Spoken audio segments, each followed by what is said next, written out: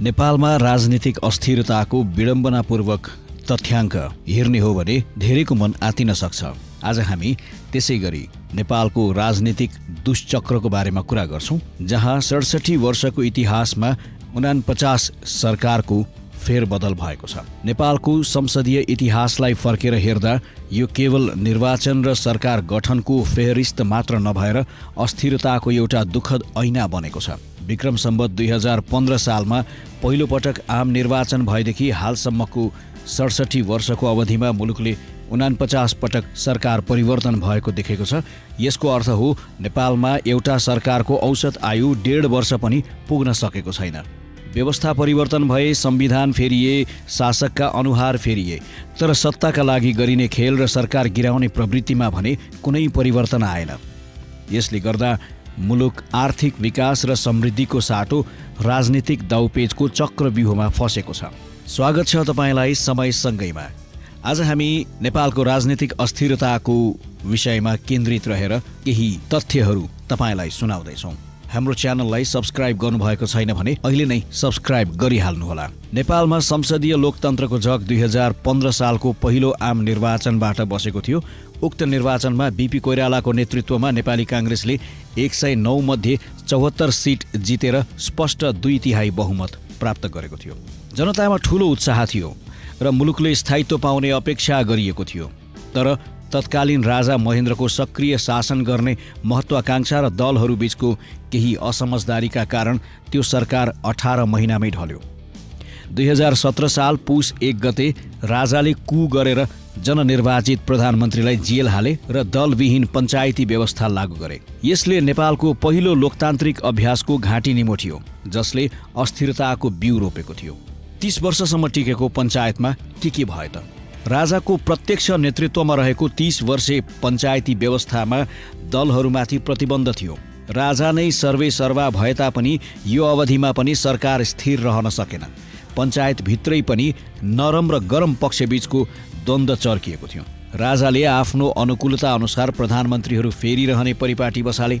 यो अवधिमा डाक्टर तुलसी गिरी, सूर्यबहादुर थापा, कीर्तिनिधि बिष्ट, नगेन्द्र प्रसाद रिजाल, मरिचमान सिंह श्रेष्ठ र लोकेन्द्र बहादुर चन्द जस्ता व्यक्तिहरू पटक पटक प्रधानमन्त्रीको कुर्सीमा बसे। पञ्चायतले स्थायित्वको नारा दिए पनि भित्रभित्रै सत्ताको लुछाचुँडी र दरबारिया षड्यन्त्रका कारण सरकारहरू फेरिने क्रम जारी रह्यो। त्यसैले सिर्जना गर्यो 2046 को जनआन्दोलन। अब 2046 को जनआन्दोलन पछिको बहुदल 2046 सालको जनआन्दोलनले प्रजातन्त्र पुनर्स्थापना गर्यो। 2048 सालको निर्वाचनमा नेपाली काङ्ग्रेसले पुनः बहुमत प्राप्त गर्यो र गिरिजाप्रसाद कोइराला प्रधानमन्त्री बने। तर बहुमत हुँदा हुँदै पनि पार्टीभित्रको आन्तरिक कलहका कारण कोइरालाले 2051 सालमा संसद विघटन गरेर मुलुकलाई मध्यावधि चुनावमा घोमिदिए। त्यहीबाट नेपालको राजनीतिमा मध्यावधिको रोग सुरु भयो। 2051 सालको निर्वाचनमा कुनै पनि दलको स्पष्ट बहुमत आउन सकेन, जसले त्रिशङ्कु संसदको जन्म दियो। यसपछि नेपालमा सांसद खरिद बिक्री, प्राडो, पजेरो काण्ड र सुरा सुन्दरी काण्ड जस्ता विकृतिहरू भित्रिए, जसले संसदीय व्यवस्थालाई नै बदनाम बनायो। 2052 सालमा सुरु भएको माओवादी विद्रोह त हामी सबैलाई याद छ। 2052 सालदेखि सुरु भएको माओवादी सशस्त्र विद्रोहले देशको राजनीतिलाई झन अस्थिर बनाइदियो।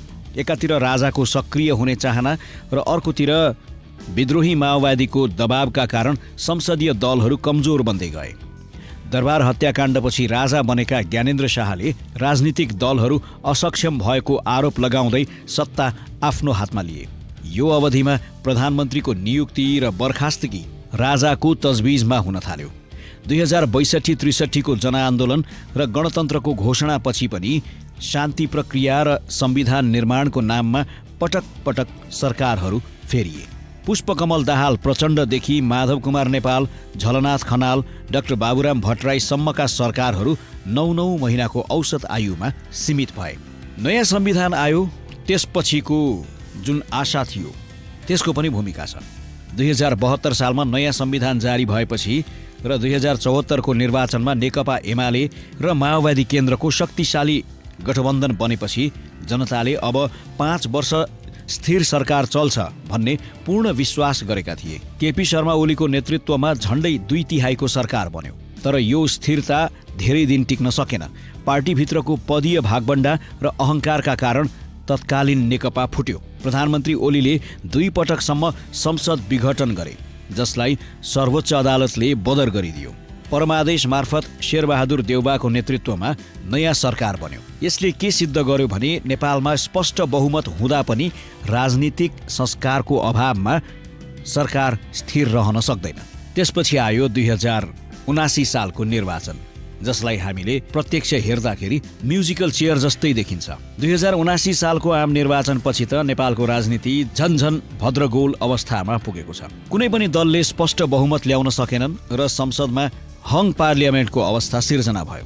तेस्रो दलका नेता भएर पनि पुष्पकमल दाहाल प्रचण्डले चतुरतापूर्वक कहिले एमाले र कहिले काङ्ग्रेससँग गठबन्धन गरेर 18 महिना सत्ता टिकाइराखे। यस अवधिमा उनले पटक पटक मन्त्री परिषद पुनर्गठन गरे र पटक पटक विश्वासको मत लिए। कहिले फेरि 2 ठूला दल काङ्ग्रेस र एमाले मिलेर केपी शर्मा ओलीको नेतृत्वमा नयाँ सरकार बन्यो। सरकार फेरबदलको यो प्रक्रिया हेर्दा नेपाली राजनीति एउटा म्युजिकल चेयर जस्तो देखिएको छ, जहाँ सत्ताको कुर्सी एउटै छ तर बस्ने पात्रहरू मात्रै फेरिएका छन्।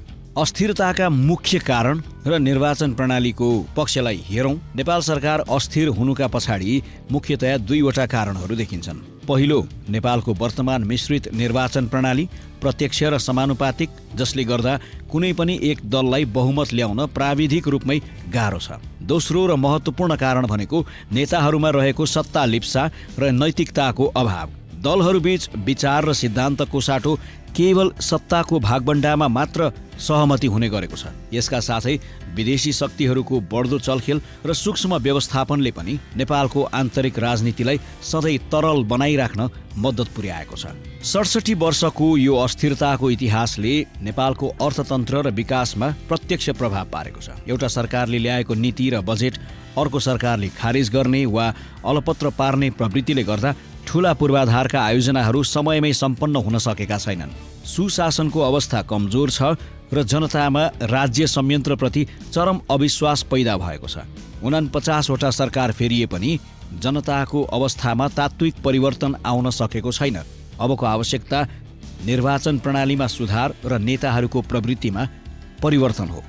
अन्यथा राजनीतिको यो दुष्चक्रले देशलाई अझै कैयौं दशकसम्म पछाडि धकेलिरहने देखिन्छ। अब हामी आफै हिसाब गरौँ, हामी कहिलेसम्म पछाडि धकेलिने। आजको सामग्री यति नै। तपाईलाई यो सामग्री कस्तो लाग्यो? हाम्रो च्यानललाई सब्स्क्राइब गर्नुभएको छैन भने अहिले नै गरिहाल्नुहोस् र यो सामग्री कस्तो लाग्यो प्रतिक्रिया पठाउन पनि नबिर्सनुहोस्। हामी अर्को सामग्री तयार गरुन्जेलसम्मका लागि छुट्टिन्छौँ। अब भेट्छौँ अर्को सामग्रीमा।